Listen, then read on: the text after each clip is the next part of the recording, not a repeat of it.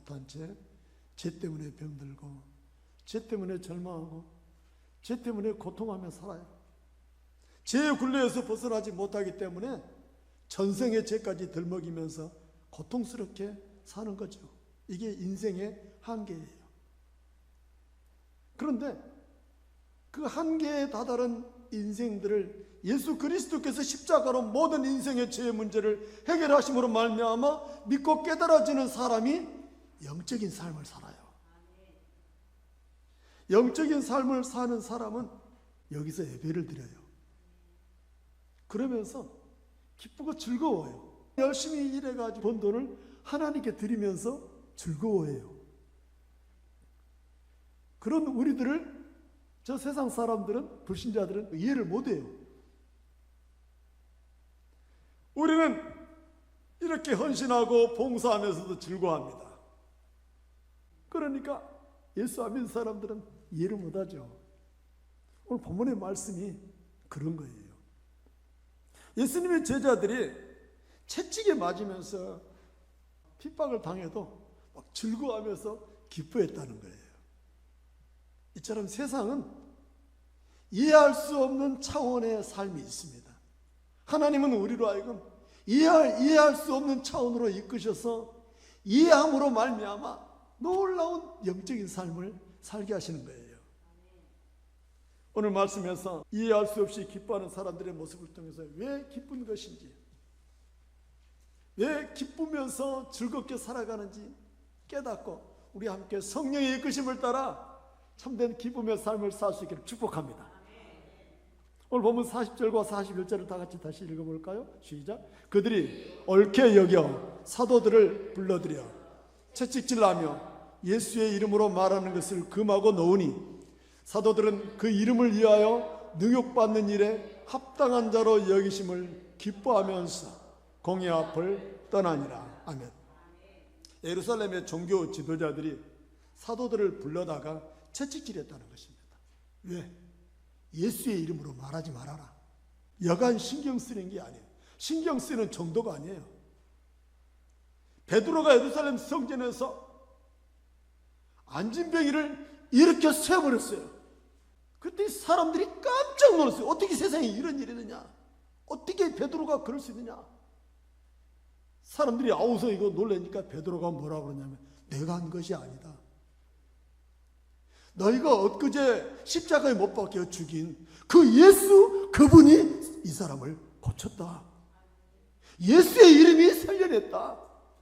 이렇게 말하는 거예요. 예수는 종교 지도자들이 죽였는데 그 책임이 자신들에게 떨어지니까 두려운 거예요. 그래서 제자들을 예수 이름으로 말 못하게 채찍으로 때린 거예요. 제자들은 예수님 때문에 우리가 만든 건 당연한 거야 하면서 막 기뻐하면서 더 나아가서 예수님을 전하고 예수의 이름을 말했다는 것입니다. 예루살렘 교회 성도들은 제자들을 닮아서 이해할 수 없는 행동을 합니다. 이 사도행전 2장과 4장의 쪽에 보면은 예루살렘 교회 성도들이 너무너무 기뻐해서 집을 팔아가지고 제자들의 발 앞에 갖다 놔요. 땅을 팔아서 제자들의 발 앞에 갖다 놔요.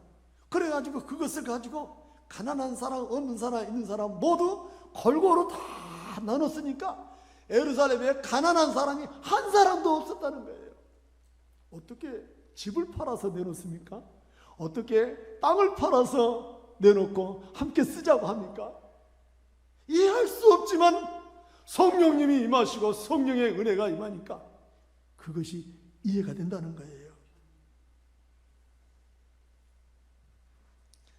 이것이 바로 예수 그리스도를 만난 사람만이 할 수 있는 특별한 은혜요, 특별한 처입니다. 그러므로 예수 그리스도를 지식으로 아는 것이 아니라 예수 그리스도는 영으로 체험하는 것입니다. 예수님을 영으로 체험하는 사람은 바로 예수 그리스도를 믿는 그 믿음이 능력이고 그 이름이 권세여서 세상을 권세 있게 사는 것입니다. 예수님 때문에 당하는 어려움, 예수님 때문에 당하는 고통과 두려움도 전혀 개의치 않고 오히려 기쁨으로 즐거워하면서 예수님을 증거하면서 살게 되는 것이죠. 예수의 이름이 바로 권세인 것입니다. 그래서 부활을 믿는 성도들은 예수의 이름이면 좋겠습니다. 예수의 이름이 능력을 나타내는 권능이었고 예수 이름이면 무엇인지 안 된다는 것이 없었습니다. 이처럼 예수 이름으로 살아가는 사람들은 예수님을 의지하는 사람들이죠. 예수의 이름이 삶의 힘이 되고 고난도 절망도 이겨낼 수 있는 힘이 되는 것입니다. 여러분, 오늘 시대 믿음의 사람들은 힘이 없어요. 약해요. 신앙생활을 한다 하면서도 너무너무 약해요. 부활의 주님이 살아계셔서 그 예수 그리스도의 이름이 나와 함께한다라고 하는 확실하고 분명한 소신이 없기 때문에, 체험이 없기 때문에 신앙생활이 약해요. 그러나 여러분, 오늘 예루살렘의 교회들처럼, 사도들처럼 예수 그리스도의 이름이 믿어지고 그 이름이 능력이요 그 이름이 권세라면 여러분도 동일하게 그 힘과 능력으로 살게 될 줄 믿습니다. 예수님은 당신의 이름 때문에 제자들이, 믿는 자들이 핍박당할 걸 알고 계셨어요. 마가복음, 마태복음 24장 9절 말씀인데요, 우리 함께 있습니다. 그때 사람들이 너희를 환난에 넘겨주겠으며 너희를 죽이리니 너희가 내 이름 때문에 모든 민족에게 미움을 받으리라. 아멘. 그렇습니다. 예수님은 예수님을 믿는 사람들이 예수의 이름 때문에 고난당할 걸 알고 계셨어요. 모든 민족에게 미움을 받을 것이라 하였으니 이스라엘뿐만 아니라 어느 나라에 복음이 증거되어지든지 예수의 이름 때문에 고난당할 걸 아셨어요. 예수님이 하신 말씀대로 제자들은 많은 핍박을 당했죠. 예수님의 동생 야고보가 칼로 목베어 죽임을 당했습니다. 스데반은 군중들에게 돌에 맞아 죽었어요. 믿는 자들은 감옥에 갇히고 매맞고 고난당하면서 광야와 산과 동굴과 토굴 속에 숨으면서 염소의 가죽을 쓰고 위장하면서 궁핍과 환난과 학대를 당했어요. 예수의 이름 때문이죠. 그런데 놀랍게도 예수의 이름 때문에 당하는 그 고난을 기뻐하면서 즐거워할 수 있는 것은 바로 예수의 이름이, 예수님이 지식으로만 머물러 있는 것이 아니고 내 삶 속에 체험되어 있기 때문에 그것이 고난 중에 기쁘고 그것이 고난 중에 유일한 즐거움이 된다라고 하는 것입니다. 예수의 이름 때문에 즐거워하며 기뻐했던 우리나라 선교 일화가 있어요. 일제 강점기 시대 때에 예수천당 불신 지역으로 복음을 전했던 고 최봉석 목사님입니다.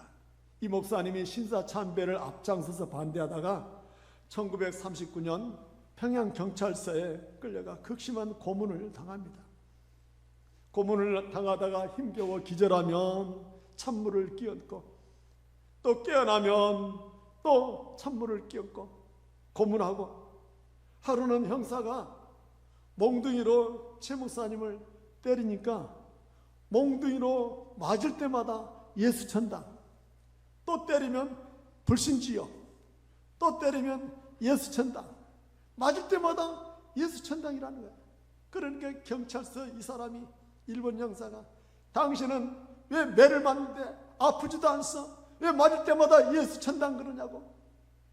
내 안에는 예수님이 가득 차 있기 때문에 나를 건들기만 하면 예수천당이 튀어나옵니다. 그렇다는 거예요. 맞으면서도 내 안에 예수가 튀어나온다는 거예요. 그러면서 최봉석 목사님이 6년 동안 감옥에 온갖 고문을 당하면서 이 고통을 당할 때 감옥에서 그 아프고 힘든 가운데서도 예수 사랑하심을 성경에서 배웠네. 날 사랑하심, 날 사랑하심. 이 찬양을 얼마나 불렀던지 최봉석 목사님이 계신 감옥이 마치 교회 같았대요. 죄수들을 복음을 전하고 죄수들을 예수 믿게 하고 힘들게 고통 가운데 매맞고 들어오는 죄수들을 위해서 축복하고 기도해주고 일해주고, 아예 목사님이 교도소에서 목회를 하는 바람에 교도소가 교회가 돼가지고 그냥 죄수들이 전부 다 날 사랑하신 날 사랑하신 찬송을 부르는 교회가 됐다는 것입니다. 최봉석 목사님처럼 고난을 당해도 찬송하고 고통스러워도 찬송하고 기쁨을 누릴 수 있는 힘이 어디서 나오는 거예요? 어디서 그런 힘이 나오는 거예요? 이해할 수 없는 힘이 어디서 나오는 거예요? 바로 성령님이 주시는 힘일 줄 믿습니다. 예수 믿지 않는 사람들은 이해할 수가 없는 거죠. 예수님 때문에 힘을 얻고 예수님 때문에 기뻐하고 예수님 때문에 행복해하는 그리스도인, 그 예수 그리스도의 이름이 지식으로만 머무르는 것이 아니라 내 삶을 통째로 지배하고 있을 때에 그 예수의 이름이 나로 하여금 세상을 살아갈 힘이 되고 세상을 살맛나게 살 수 있는 능력이 될 줄 믿습니다. 그분 예수 그리스도가 오늘날에 어떤 분이에요, 여러분? 어떤 분입니까? 그분은 우리의 지식 속에 머무는 분이 아니세요. 실제로 인류의 역사 속에 계신 분이세요. 여러분, 역사가 영어로 뭐라 그래요? 히스토리라고 말하지 않습니까? 히스토리는 히와 스토리가 하나 된 단어예요. 히는 우리가 아는 대로 그라고 하는 뜻이죠. 스토리는 이야기예요. 그의 이야기. 누구의 이야기일까요? 누구의 이야기를 역사라고 말할까요? 여러분, 예수 그리스도의 이야기가 바로 인류의 역사입니다. 왜 그런지 아세요? 여러분의 나이가, 출생 연도가 만약에 1965년생이라면, 또 어떤 분은 1981년생이라면 여러분이 태어나기 전에 1881년도에 있었을 것이고 1681년도에 있었을 것이고 그냥 681년도에 있었을 것입니다. 그렇게 거슬러 올라가다 보면은 몇 년이시죠? 1년 있죠. 그 1년이 언제예요? 그 1년이 바로 예수 그리스도가 태어난 날이에요. 그러니까 여러분들이 나는 1965년생입니다 라고 말하는 사람은 내가 태어나기 전 1665년 전에 예수님이 태어났습니다 라는 것을 인정하는 거예요. 그러니까 예수는 인류의 역사에 현존하는 인물이고 그 인류의 역사의 정점에 계신 분이 바로 예수 그리스도시며 역사는, 인류의 역사는 바로 예수 그리스도의 이야기입니다. 예수 그리스도가 태어나기 전의 역사를 구약이라고 말하죠. 예수 그리스도가 태어나신 이후의 역사를 신약 성경이 기록하고 있어요. 이처럼 예수 그리스도는 인류 역사의 중심에 계신 그분이요 현존하신 분이십니다.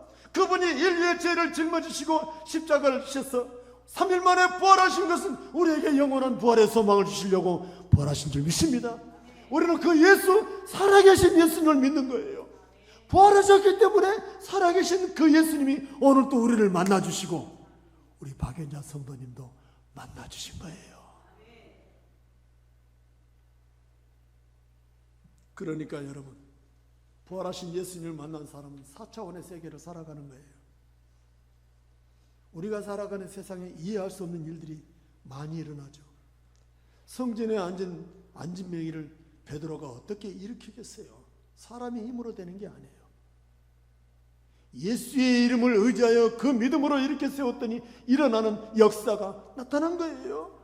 지난해 여러분에게 다니엘 기도 때 간증했던 최모세라고 하는 청년 아시죠? 최모세. 평창 동계올림픽 때 애국가를 불렀던 청년. 그 청년은 태어나면서부터 어머니 태 속에서 머릿속에 뇌가 80%가 이미 흘러나와 버렸어요. 그러니까 머릿속에 뇌가 20%밖에 남지 않았어요. 태어나서도 머리 수술하느라고 머리가 반쪽밖에 되지 않아요. 20% 뇌밖에 가지고 태어난 그 아이가 자라면서 들은 것은 다 기억해버려요. 다 기억해버리는데 찬송을 부르면 찬송을 다 기억하고 가스펠송 다 기억하고 그리고 온통 그는 가는 곳마다 찬송만 해요. 노래만 해요.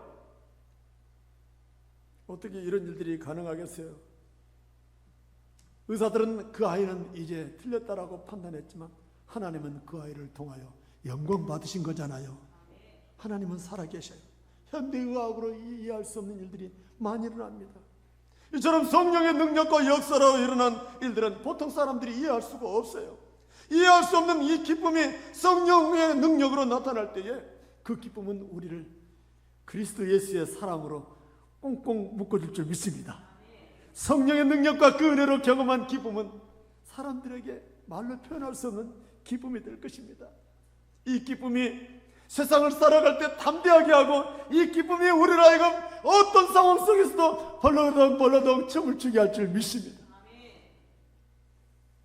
오늘 아침에 저도 새벽에 잠이 딱 깨서 찬송이 터지더라고요.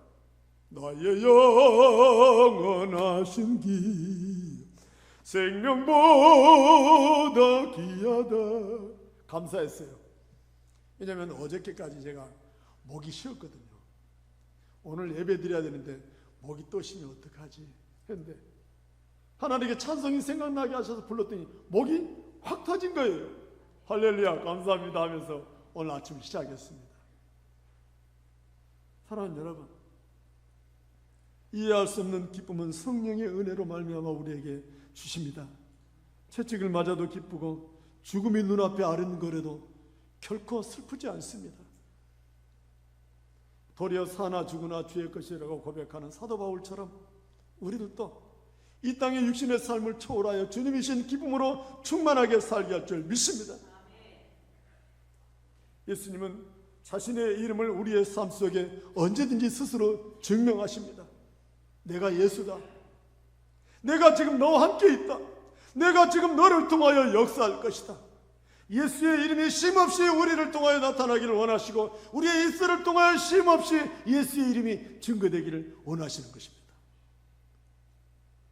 제가 박인자 성도님을 모시고 부산교회에 가게 된 일화가 있었어요.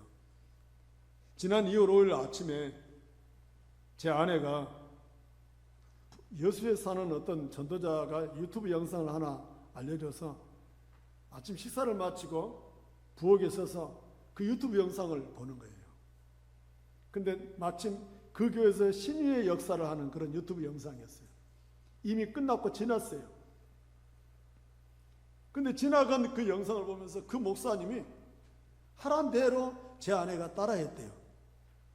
근데 제 아내가 이 다리가 정강이가 안쪽으로 휘어진 채 태어났어요. 어릴 때. 이 어릴 때 정강이를 빠듯하게 펴주는 수술을 했어야 되는데 어릴 때 수술을 못했어요. 몰랐죠. 그래가지고 10년 전에 연골 시술을 받았어요. 무릎이 너무 아파서 연골 시술을 10년 전에 받았는데 10년이 지난 지금 또다시 아픈 거예요. 아파서 제 아내가 이렇게 무릎을 꿇거나 앉았다 일어서들 못해요. 근데 때마침 무릎 관절에 관한 신유의 영상이었어요. 그 목사님이 하라는 대로 아내가 벽에다 기대고 시키는 대로 했어요. 그런데 아내의 무릎, 다리에 힘이 생기면서 근육의 느낌이 달라지면서 아내가 한번 일어났다 앉아보고 싶대요. 근데 정말로 일어났다가 바로 앉았는데 일어서지더라는 거예요. 하나도 안 아프더라는 거예요. 근육에 힘이 생기는 거예요. 제가 여보 이 영상 어디서 났냐고. 지금 부산 세계리교에서 하고 있다는데 당장 가자. 당장 가. 그래서 제가 월요일 아침에 우리 교회 박연자 성도님 귀가 안 들린다 해서 모시고 가고, 우리 김춘 성도님 눈이 안 보인다 해서 모시고 가고, 우리 성전도 권스님 냄새를 3년째 못 맡는데 냄새를. 그래서 세 분을 모시고 제가 부산 갔습니다. 갔더니 사람들이 벌써 많이 왔는데 번호표를 받아야 되는데 빨리 막 달려가서 번호표를 받았죠. 그러니까 24번 번호표를 받았어요. 24, 5, 6, 7 우리 교인들 다 받았어요. 앉아서 7시까지 기다리는 거예요. 거기서. 그래가지고 저녁 집회가 됐을 때 우리 교인들이 차근차근 순서대로 다 이렇게 하는데 박연자 성도님 차례가 됐어요. 그런데 이 아까 간증을 했지만 제가 다시 한번 설명하는데 이 귀가 전혀 안 들리고 이 귀가 가느다랗게 들린대요. 그런데 이 가느다랗게 들린 이 귀를 손가락으로 꽉 틀어막고 전혀 안 들리는 귀 쪽에다가 부목사 와가지고 뭐라고 속삭이는데 이것이 들려버린 거예요. 그래 깜짝 놀래가지고 보니까 이쪽 귀도 들리고 다 들리는 거예요. 그 다음부터 사람들 소리가 시끄럽대요. 왜 이렇게 사람 소리가 많이 들리는지 모르겠대요. 시끄럽대요. 우리도 의심스러워가지고 막 종종 물어보는 거예요. 정말 들려요? 정말 들리세요? 오면서 또 물어보는 거예요. 들리세요? 들린다니까요? 너무너무 감사해요. 너무너무. 우리 김춘 성도님도 이제 그렇게 치료했는데, 김춘 성도님 앞으로 천천히 회복이 될 건데, 제가 그랬어요. 담배를 끊으면 회복될 겁니다라고 말씀을 드렸어요.